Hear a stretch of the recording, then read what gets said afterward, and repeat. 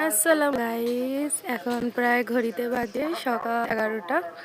আর আমি এখানে চলে এসেছি গাছের ব্যবস্থা করতে। এখানে অনেক মাঠ নিয়ে এসেছি, এই টবগুলো সব পরিষ্কার করেছি। আর এখানে তো কিছু গাছ লাগিয়েছিলাম, তোমরা দেখছিলে আগের ভিডিওতে।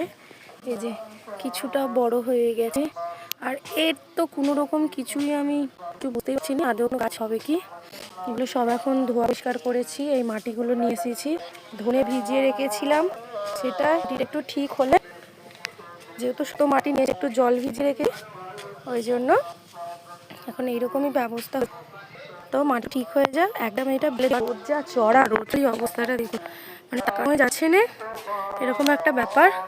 আর আমাদের গাছ বেলগুলো দেখো কত বড় বড় হয়ে গেছে। আর আমি একটা কুড়িয়েও নিয়েছি, এই মাত্র সবে মতো পড়লো। তো চলো আমি এবার নিচে চলে যাই। এটার ব্যবস্থা বিকালে করব, কি করব না করব সবটাই তোমাদেরকে দেখাবো। চলো আজকে এবার রাখছি, আসছি আবার নেক্সট ভিডিও। টাটা।